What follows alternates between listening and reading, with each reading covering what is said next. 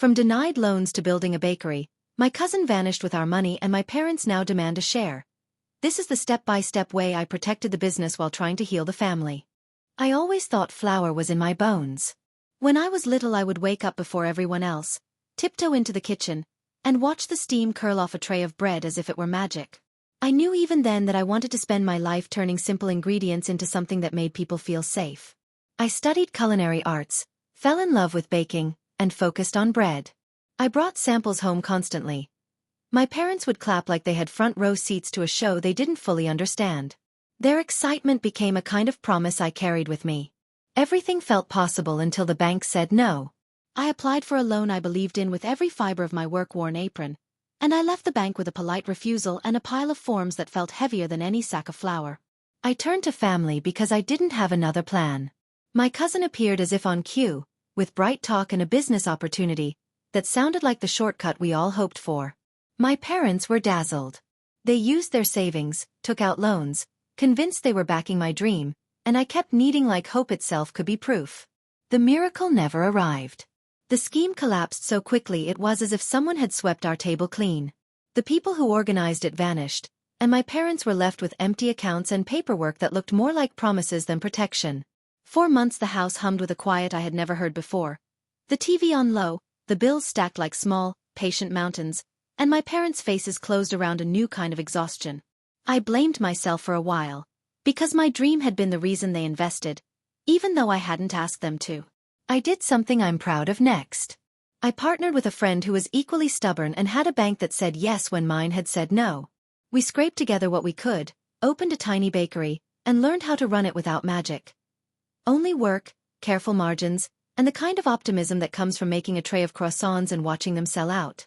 We organized inventory, negotiated with suppliers, trained each other on the early morning routines that only bakers understand, and for the first time in months I felt the steady pulse of something I had built with my own hands. There were victories small and thrilling. The first week we turned a profit. A customer who came every Saturday started bringing friends. Someone left a note on the counter that said, "This bread saved my week," and I put that note in my apron and read it when things felt thin.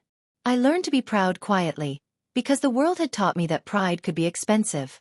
We were not just surviving. We were crafting a business that could sustain us both. I fell asleep some nights listening to the hum of the fridges and thinking, with a little reckless joy, that maybe we had finally made something real. But the damage to my family wasn't gone. My parents had lost savings they could not get back. Time had not healed the financial wounds. Instead, it added layers of shame and something else, expectation. A month ago, after months of silence, they started to come around again. Not to cheer from the front row, but with a new kind of script. They began talking about the bakery the way you talk about something you own a piece of, even when you do not. At times their sentences were full of regret. Other times they sounded like claims dressed as concern. I found myself listening to requests that felt less like offers and more like demands.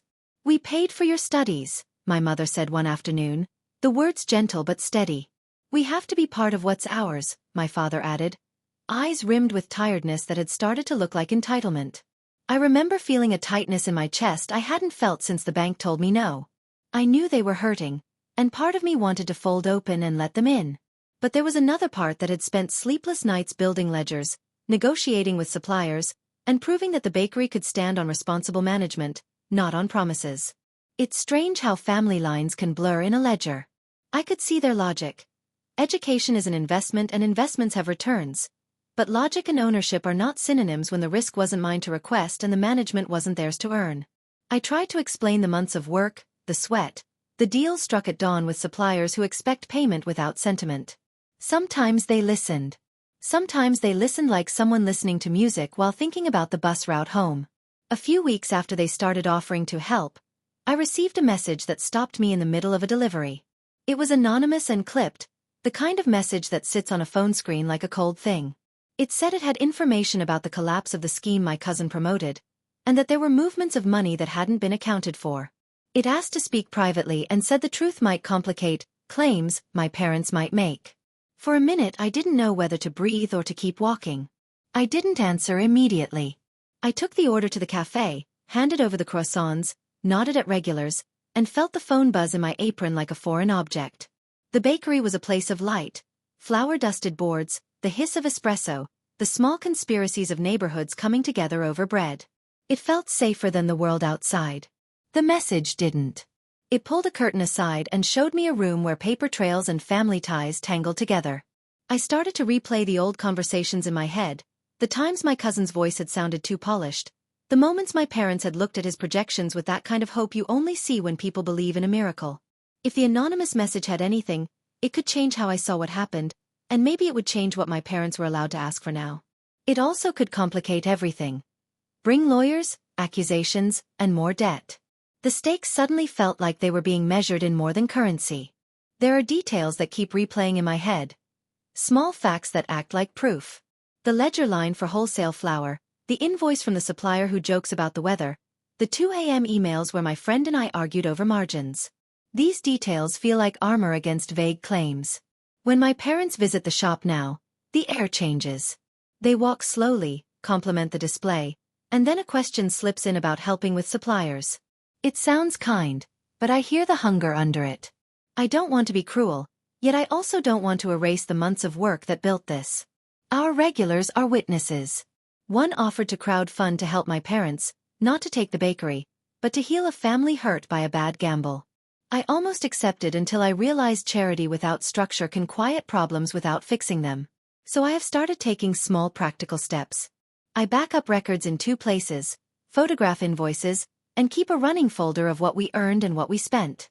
I practice sentences to say no with care. I can offer you work and help with a plan, but I can't give away ownership. That feels both honest and terrifying. The anonymous message sits on my phone like a cold thing. It could reveal who took the money, or it could pull us into public accusations that humiliate my parents further. I am afraid of both outcomes. For now I have not shown it to anyone. I have not confronted my cousin. I have only done what bakers do when a loaf is uncertain. I let the dough rest and I prepare. I want to be generous without erasing myself. I want to help my parents pay debts without letting them rewrite the ledger of how the bakery began. I want to protect what we've built while repairing what was broken. I don't have the perfect sentence yet. I only have a list of small practical choices and the conviction to make them with care. Tonight I will sleep with the window cracked and the oven off, hoping the morning brings clarity. Tomorrow I will count the drawer, review the invoices, and maybe, if I'm brave, open the anonymous message. For now, I write this down and set the phone face down. The bakery waits, as it always has, and I will show up with the same hands that learned to make bread as if it were a promise. My father said, "We paid for your studies. We have the right to be part of this," I remember him saying. "I understand," I replied. "But the bakery is the result of my work and my partners. I can't sign away ownership."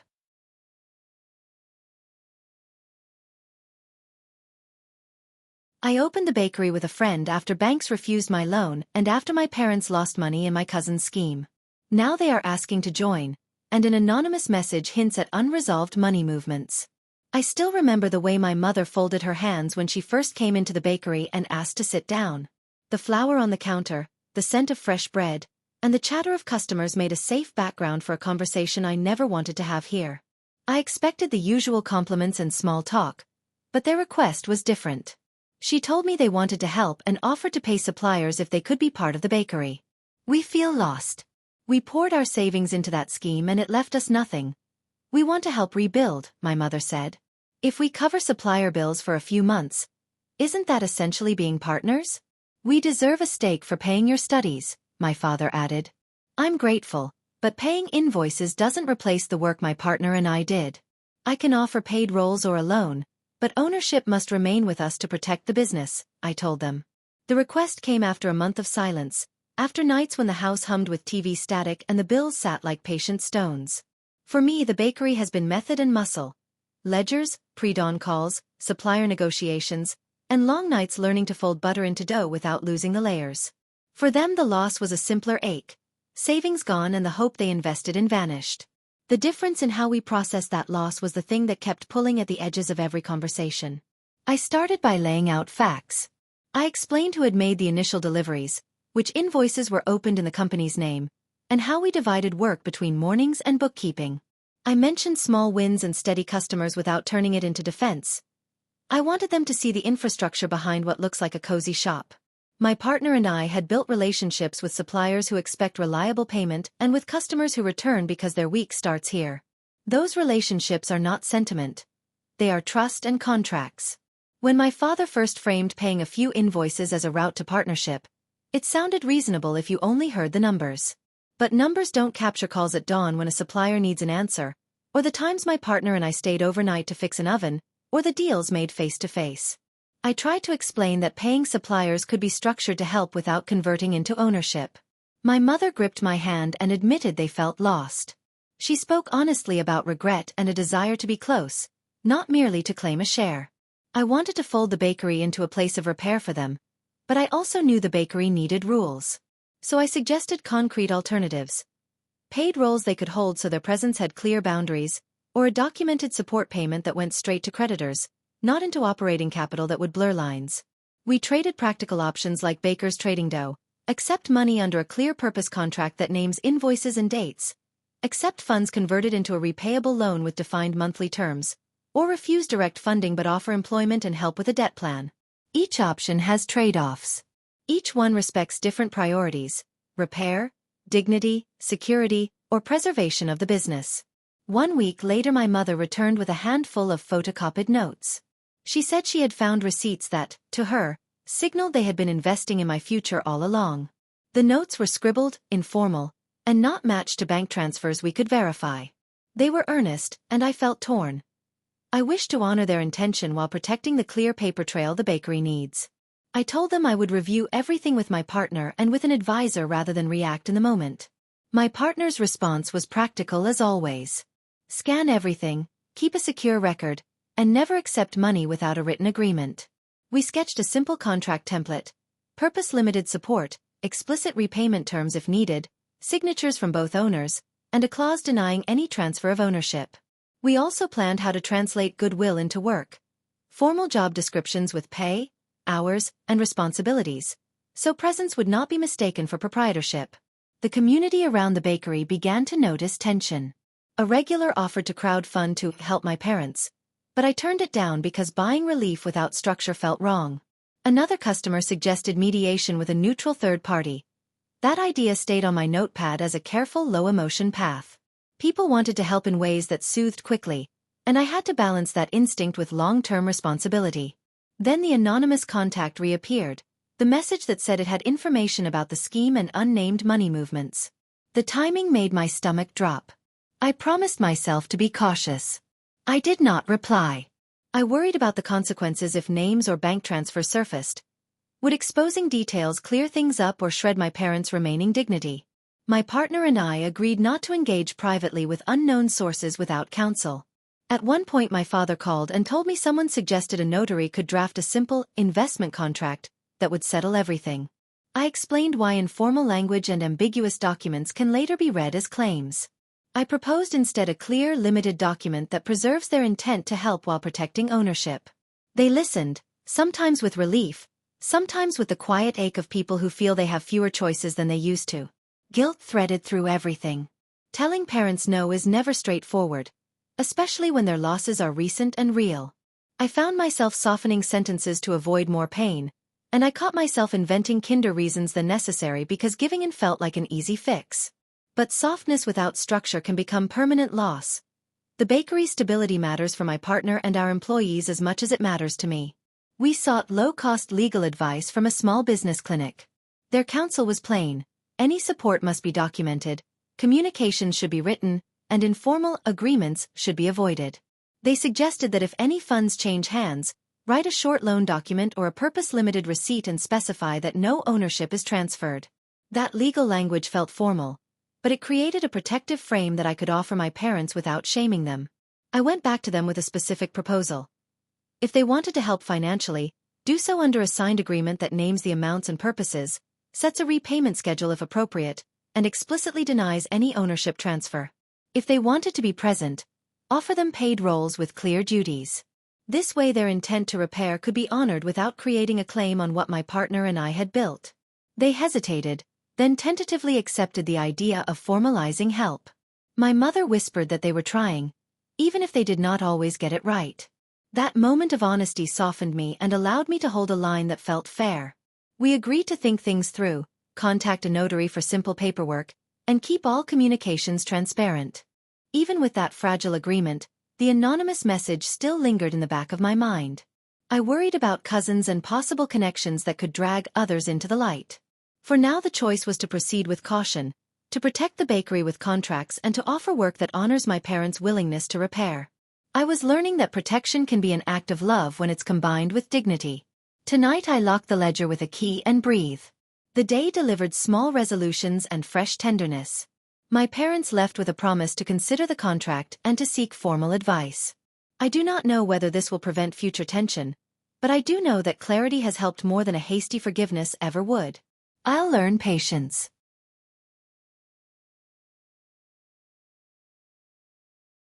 I scheduled a meeting for a Saturday morning when the bakery is quietest, after the rush and before the lunch crowd, because I wanted people to show up without the pressure of a line. I told my parents to meet me at the back table and asked my partner to be there as a witness and to help keep the conversation practical. I prepared a simple folder for each person. Copies of ledgers, invoices, photocopies of the receipts my mother brought, and a one-page summary that laid out timelines and responsibilities. I wanted the talk to feel like something we could handle together, not like a public accusation. When they arrived, my mother looked hesitant, and my father carried that old mixture of apology and pride that lives in people who have lost money and dignity at the same time. We sat and I opened the meeting the way I open a loaf at the oven. Carefully, with attention to structure. I began by saying what I needed them to hear. I love you and I want to help, but I cannot sign away the bakery. This is our home, my partner's and mine, and this is how we will protect it while helping you. My voice was steady because I had practiced what to say, but I let compassion shape the words. I explained how the bakery started, how every invoice and supplier relationship mattered, and how ownership is not a moral reward for pain but the record of work and responsibility. I put the photocopies on the table and walked them through dates. When we opened the business, when suppliers were contracted, and when we first turned a profit. I showed where their receipts fit and explained that intention is precious but paperwork is what protects everyone. My father spoke first. We thought we'd fixed everything, he said quietly. We wanted what was best for you, and we were foolish to follow promises. His voice shook in a way that made the room small and immediate. My mother reached for his hand and said, "We never wanted to take what's yours, but we felt we had to do something." Hearing that, there was a moment where forgiveness and pain existed at the same time, like two textures in a loaf. Then I offered concrete proposals. First, employment. If they wanted to be part of the bakery's daily life, they would be paid employees with clear duties. Inventory help, front-of-house shifts during slow hours, or managing a weekly specialty batch under supervision. That would give them income, structure, and a way to contribute without confusing ownership. Second, financial support with terms. If they wanted to assist with supplier bills or outstanding debts, we would accept funds only under a signed agreement that specified amounts, purpose, and whether it was a gift or a repayable loan with a set schedule. The paperwork would explicitly deny ownership claims and would be notarized. I explained why this matters. Informal investments become sticky when language is loose, and clarity prevents future hurt. Third, an independent advisor.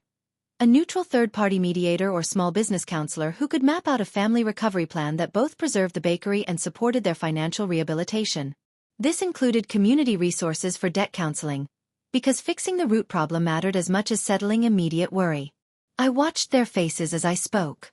Some of it sank in slowly but predictably. My father exhaled and said, "If we sign something that shows we mean to help without a claim, we can live with that." My mother nodded with tears in her eyes, relieved by the prospect of dignity in how they made amends. When they agreed to try employment first and consider limited financial support under a written agreement, the relief I felt was sudden and careful. But the anonymous contact still shadowed us. I told them I had received a message implying unaccounted money movements and that I planned to consult an advisor before opening any private conversations. My parents looked startled and then, with a frankness I had not expected, my father said, "If it helps to know, we want the truth, but not at the cost of more humiliation." That honesty made the decision easier. We would move forward with documentation and counsel. We contacted a low-cost legal clinic to draft the simple documents we needed. A limited loan agreement, a service contract for employment, and a clause explicitly denying any transfer of ownership. The clinic wrote documents in plain language that everyone could understand and notarized them.